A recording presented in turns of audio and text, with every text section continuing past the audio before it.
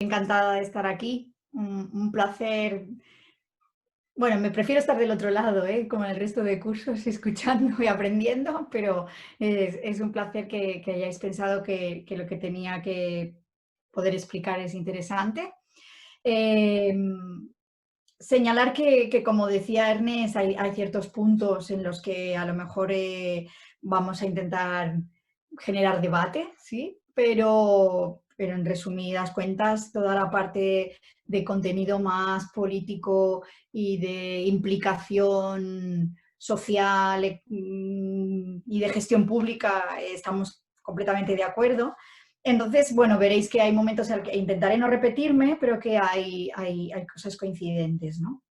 Sobre todo cuando dentro de este bloque del curso nos tocaba hablar de turismo de proximidad y en mi caso relacionarlo con la parte más académica, ¿no? Me tocaba no solaparnos con la parte política ni con las políticas públicas y me toca el rol más de entrar en conceptos y en cómo hemos ido estudiando hasta ahora ese tipo de actividad o de modalidad, si es que se puede decir de alguna manera. Que, como decía Ernest ya antes, no es nuevo, no es nada nuevo, simplemente es que se producía habitualmente, no tenía el volumen que seguramente interesaba y por tanto no era el centro de atención de la mayoría de los grandes grupos mediáticos, ¿no? Él comentaba que se centra más en la idea del turismo de proximidad en cuanto a la vertiente territorial, por decirlo de alguna manera, ¿no? A los aspectos de la proximidad en cuanto a distancia, ¿no? Y yo simplemente añadía que no solamente podemos hablar de una experiencia en cuanto al desplazamiento sobre el territorio y por tanto a la distancia que estemos realizando, sino también a una actividad que es una experiencia y que por tanto hay también una parte más psicológica y cultural, ¿no?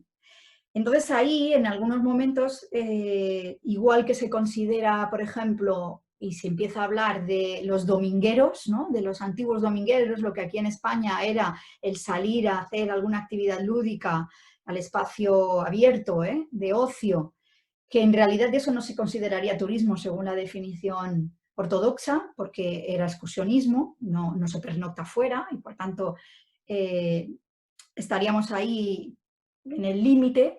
Lo mismo ocurriría si hablamos únicamente de la distancia con el llamado turismo de raíces, por ejemplo, ¿no?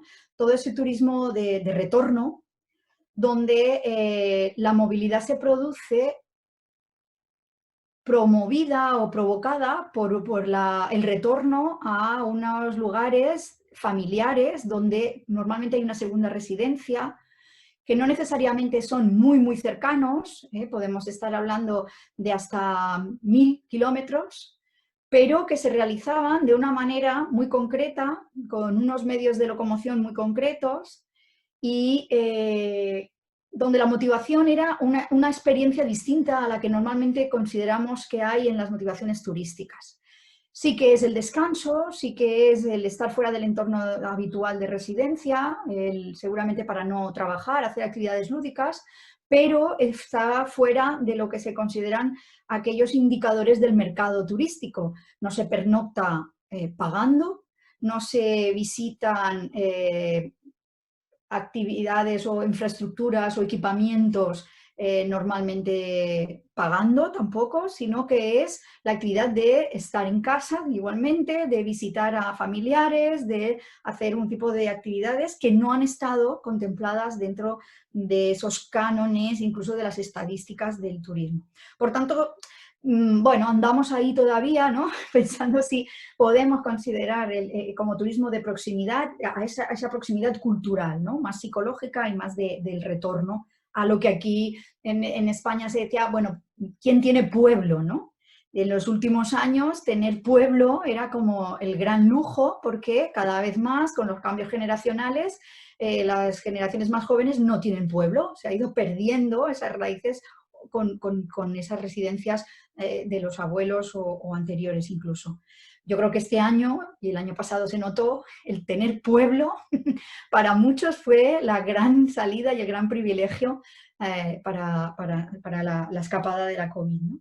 Bueno, todo ello ha llevado a muchas polémicas y también a diversas problemáticas que con la COVID se han mostrado como algo más patente, algo que ya existía y que con Xavier Font hemos hablado algunas veces. Esa estacionalidad puntual de algunos lugares, esa estacionalidad o sobresaturación de fines de semana, cuando hablábamos de overtourism, de efectos de masificación, de estacionalidad, siempre las tratábamos desde el punto de vista de las grandes estacionalidades, ¿no? De temporada, ¿no? De los veranos, las fiestas o los espacios de vacaciones más largos. Sin embargo, hemos tenido siempre puntos concretos, ya fuesen pueblos con encanto especiales o espacios naturales, que habían y que iban sufriendo esta estacionalidad puntual, ¿no? Que se encontraban desbordados ya en algunos momentos por ese turismo de proximidad añadido al internacional que pudiese estar llegando. Entonces, eso se ha visto inmediatamente cuando se nos ha limitado la movilidad, cuando se nos ha abierto un poquito, pero con unas limitaciones territoriales y confinamientos perimetrales, y entonces hay zonas de las cercanías, en nuestro caso de Madrid o de Barcelona principalmente, ¿no? Que reclamaban y reclaman en esta misma semana la ayuda para controlar el éxito, para decir, no estamos capacitados a recibir todo ese falso éxito, que considero yo que es un falso éxito, ¿no?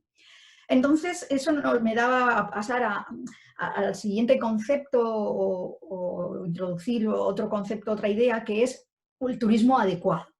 Todavía no es algo que sepamos definir académicamente o con datos, ¿no? Pero sí que es una sensación como muy vivida últimamente en que cuando, por ejemplo, hablamos con agentes y actores de estos territorios y nos piden que por favor no hablemos de no los llamemos espacios vulnerables, que ellos no son vulnerables.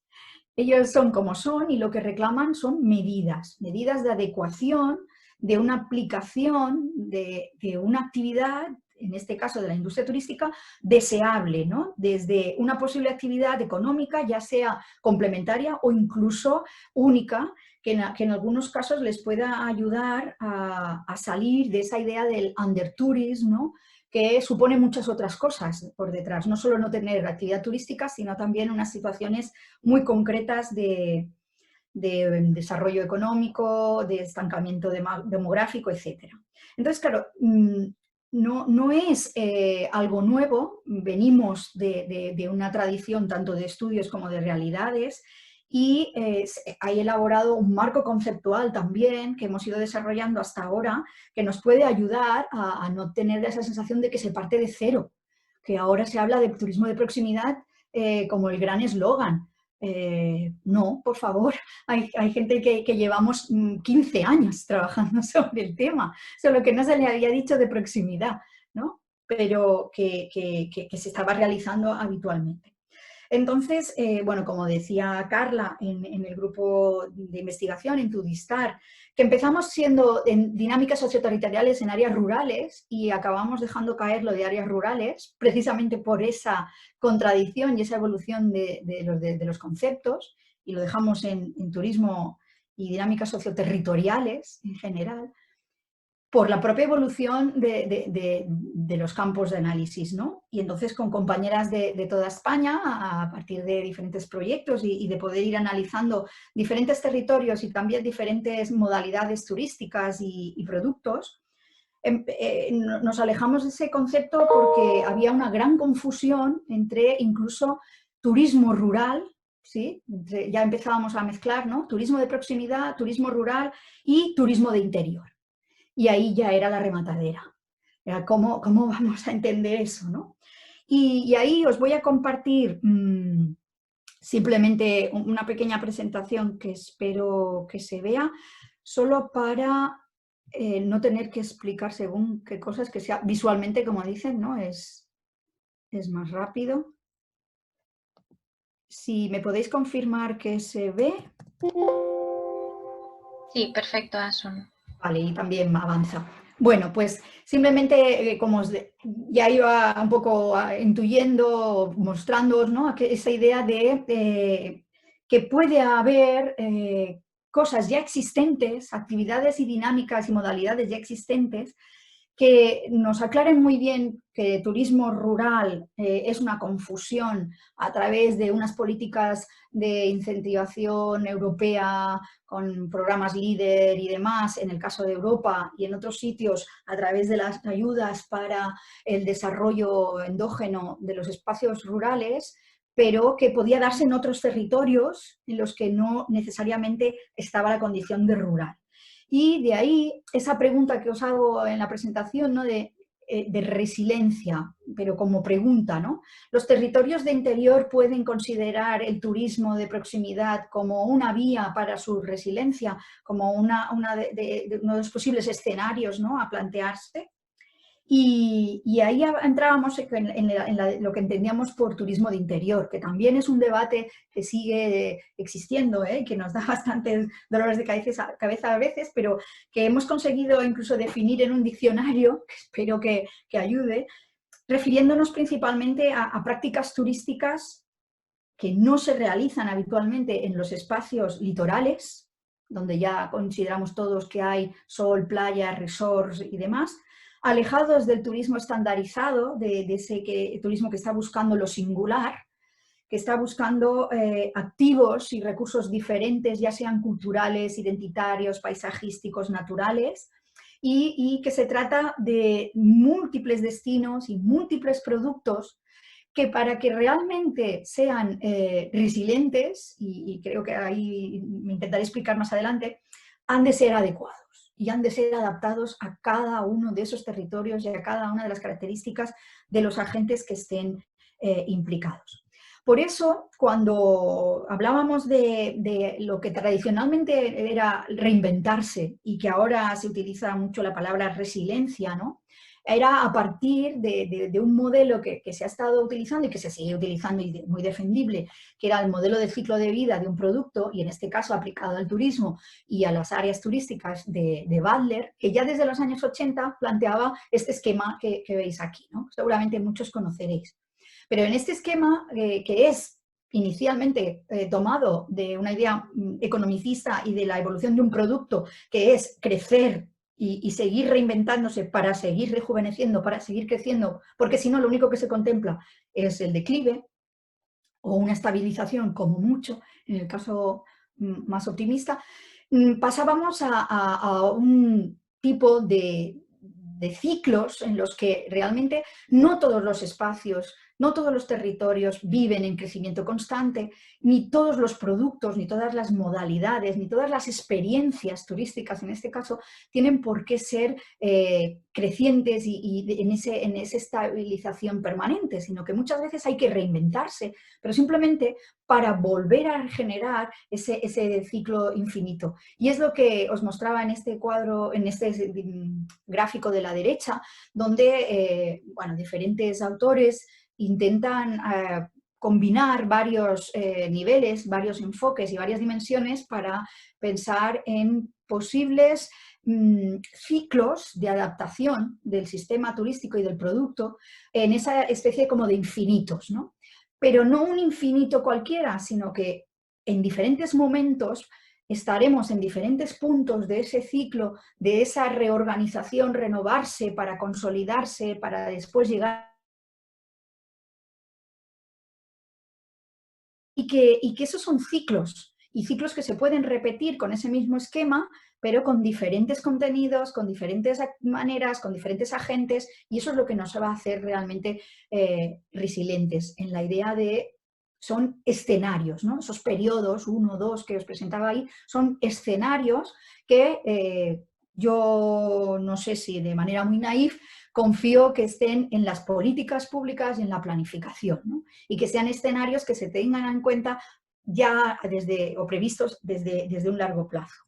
Entonces entraba esos conceptos de resiliencia, que bueno, porque toca y es la moda, no deja de ser la capacidad de enfrentarse a unas situaciones, pero no como tradicionalmente se decía, para volver a tu estado original, sino para transformarte y para ser capaz de conseguir reinventarte en unos territorios que muchas veces, en este caso, en el turismo de interior, hemos considerado que eran undertourism, ¿no?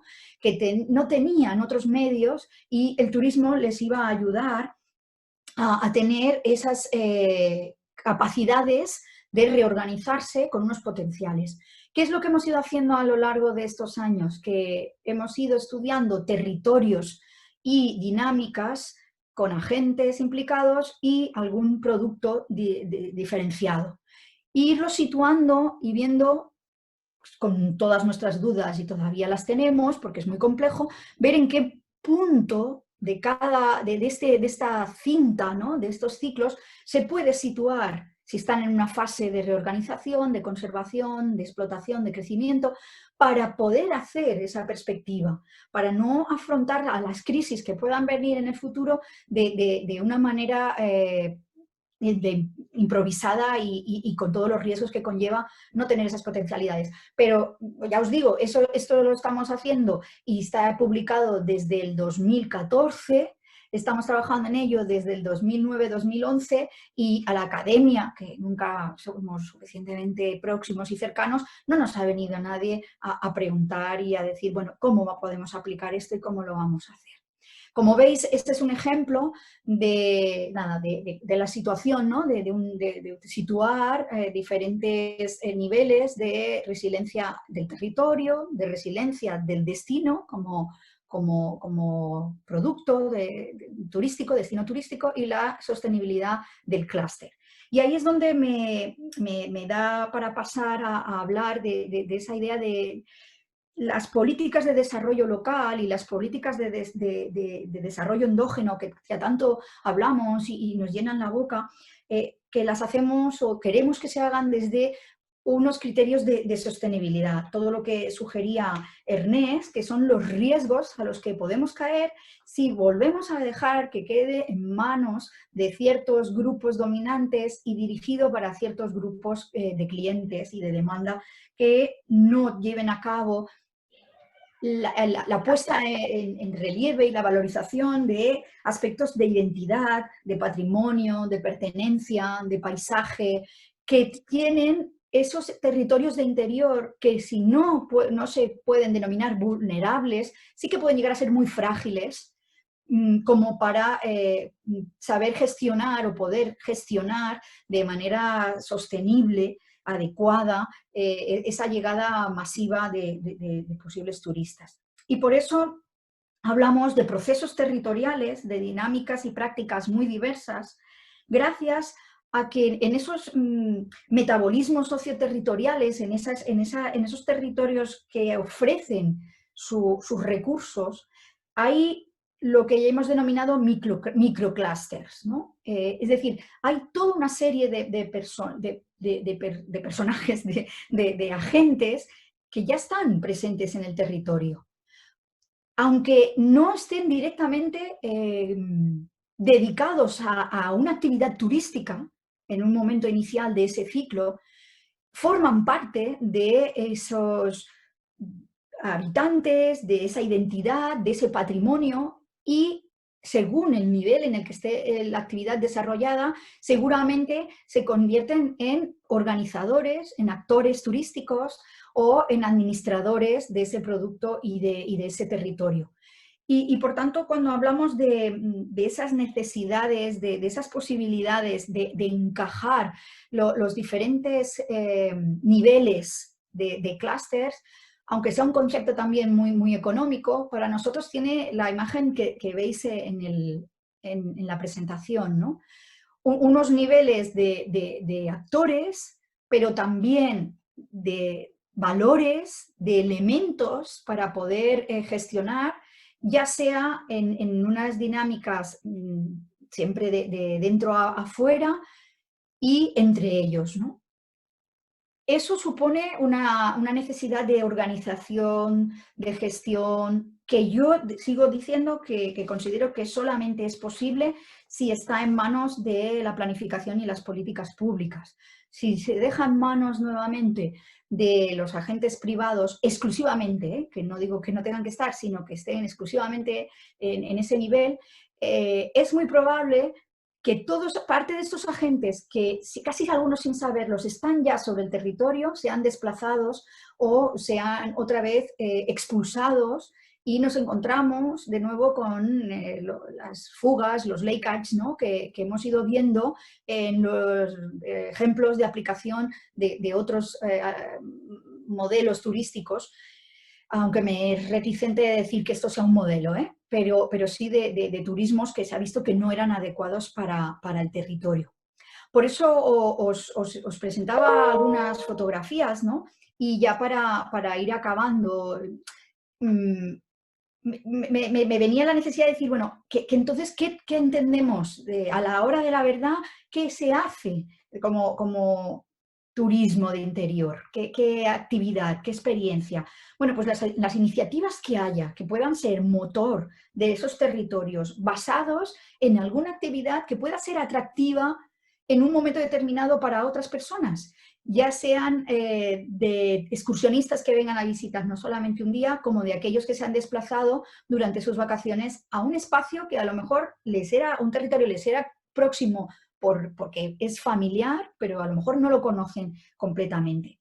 Uno de ellos, por ejemplo, que está muy de moda y que justo esta semana salía un artículo en prensa, era sobre el turismo naranja. Ahora hemos de llamar al turismo cultural, ahora lo llamamos turismo naranja. Bueno, pero todo aquel turismo cultural basado, por ejemplo, en la identidad, en la música, los festivales de música como digamos nosotras, en manifestaciones culturales, patrimonio. Teníamos, por ejemplo, el turismo bélico, el turismo histórico, el gastronómico, el enoturismo, todo aquello relacionado con las denominaciones de origen, los ecomuseos, el arqueoturismo, pero también el turismo de naturaleza y de paisaje como un recurso de consumo, si es que lo vemos así, y entonces, por tanto, con su necesidad de control y de gestión. El turismo religioso, el turismo senior, por ejemplo, que parecía que hasta ahora los únicos que hacían turismo de proximidad era el turismo senior, el turismo industrial, el turismo de deportes de aventura, el turismo astronómico, o cosas tan especiales como el geocaching, por ejemplo, o el après-ski, que está dando todo un vuelco al uso de las zonas de turismo de esquí de montaña, ¿no? Y ya para acabar, señalar que ninguna de estas modalidades, si es que le queremos llamar así, motivadas por estos recursos y por estos atractivos, tiene que ser sostenible por sí. Y lo comentaba también Ernest, así que para no repetirme, simplemente un ejemplo que comentábamos.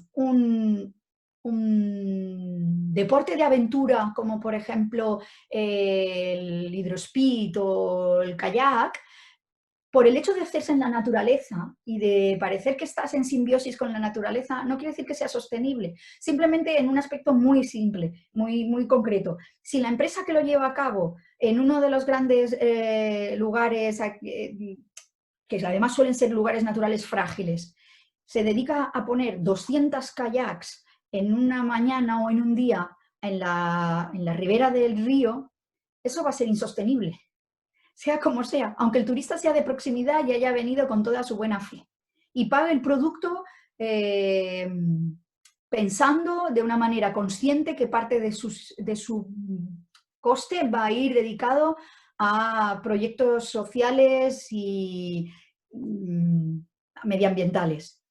Pero simplemente el volumen y la manera en que se gestione eso va a hacer que aquel espacio donde se está haciendo no se pueda conservar y se destruya por sí mismo. Lo mismo ocurriría en cualquiera de los otros que os comentaba. Y bueno, como veis, he lanzado más debate que soluciones, pero lo dejo, que si no, me paso de tiempo y me van a reñir.